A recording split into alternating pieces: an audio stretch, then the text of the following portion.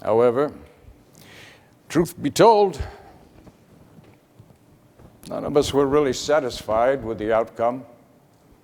It was the best we could get. We knew that. But it was certainly not ideal. There were a great many frustrations between the northern states and the southern states, the small states, the large states. I was almost constantly frustrated.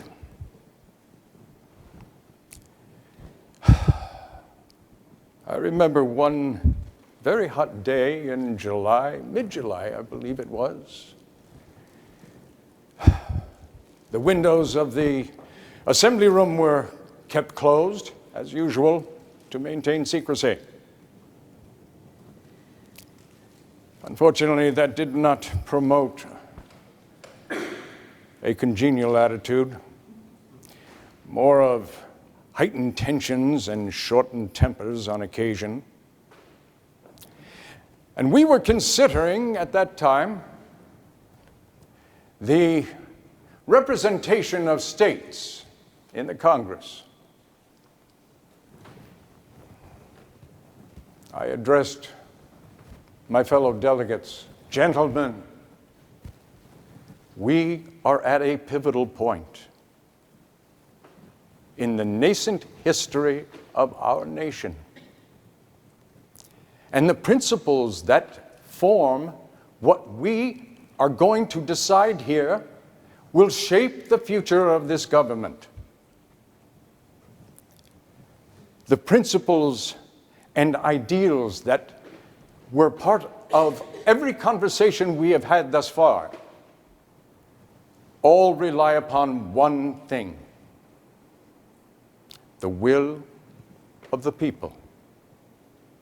Now, in the House of Representatives, indeed, we have already agreed that representation should be by population.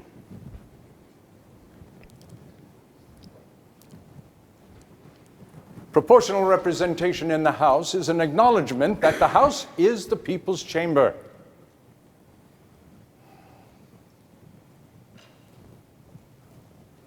The Senate, on the other hand, is a different challenge. But we must stay to the principles. Oh, I know there are some of you who wish to have equal representation among the Senate, but we must stay true to the principles of what we have created. The people must be the central point of our government and our representation. I hope you will join me in committing to maintaining those principles on which we were founded.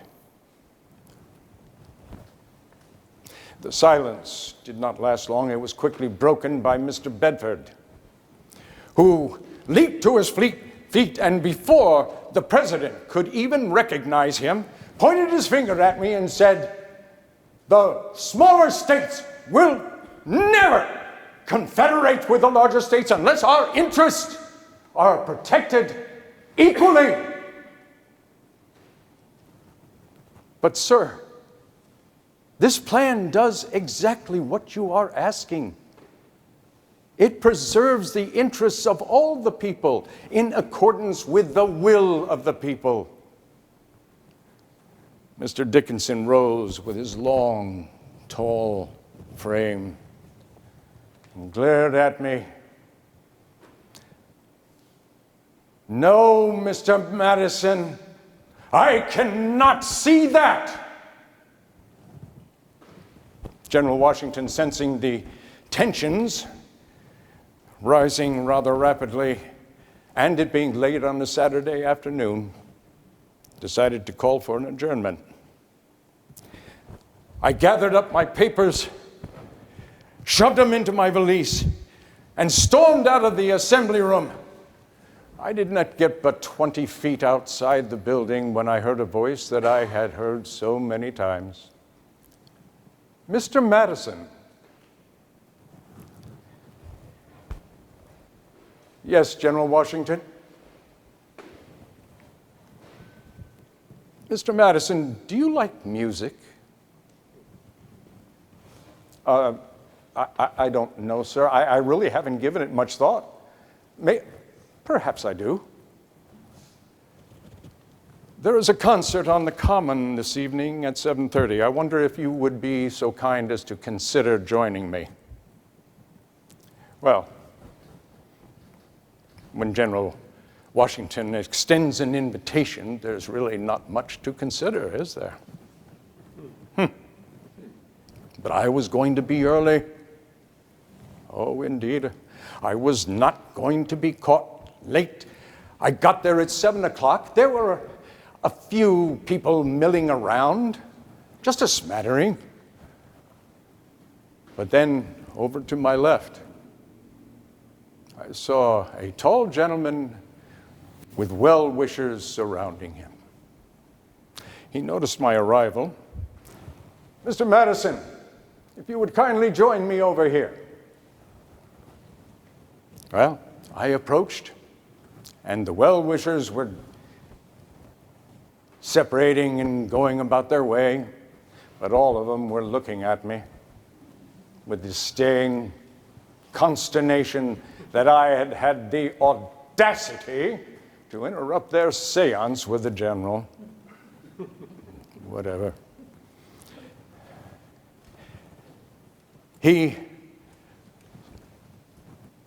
beckoned when we got there, there were 2 seats and a table.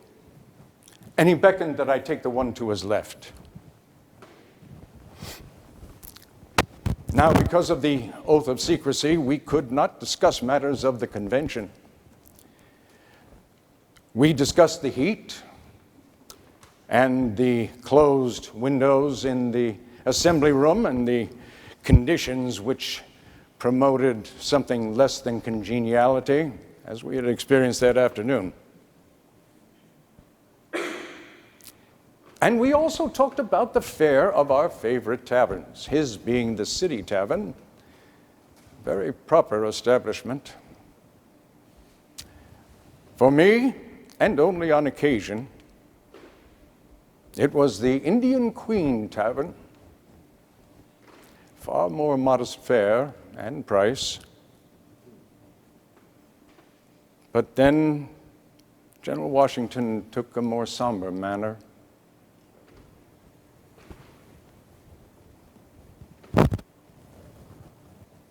Mr. Madison, for months, you have written to me imploring me to attend this convention, a gathering which, from the beginning, I supported.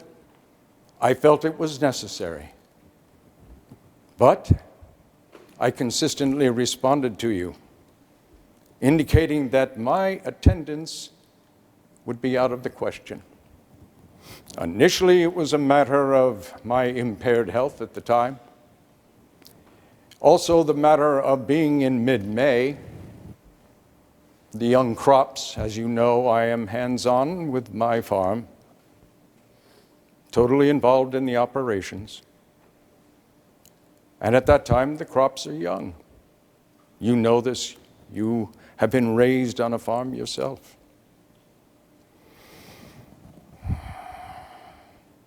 And lastly, I am a private citizen now, Mr. Madison, and I have no desire to get back into the fray.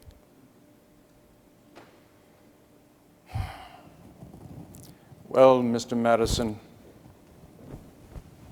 here I am, and I will not have the best and the brightest of us destroy the incredible progress that we have made at this convention because he will not compromise.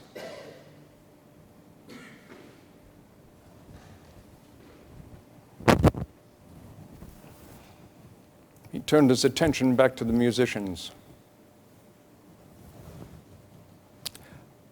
I particularly enjoy the flute. Its tone is so calm and serene. And the other instruments must take great care to not overcome its tone.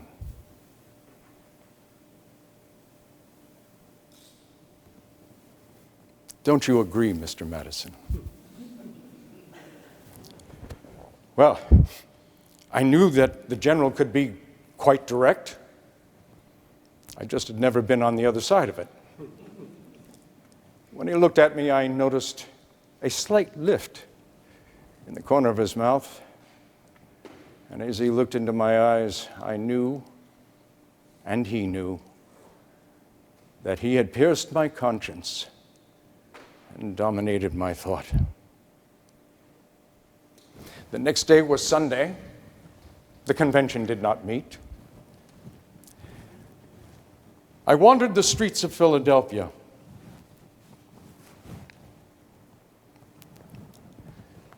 Wondering what it was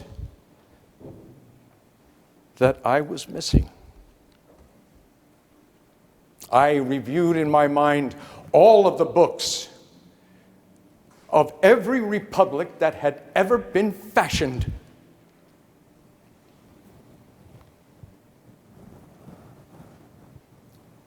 Was there some principle that I failed to notice?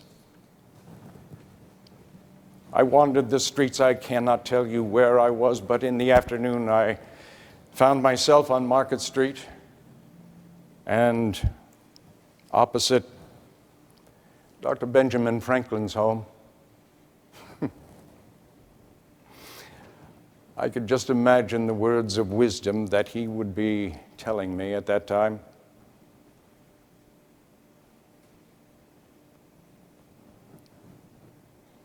And all of a sudden, I realized what I had been overlooking.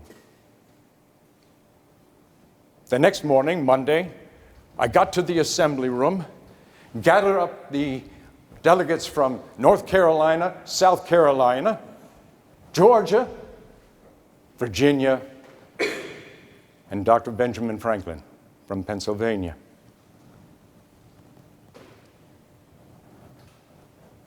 Gentlemen,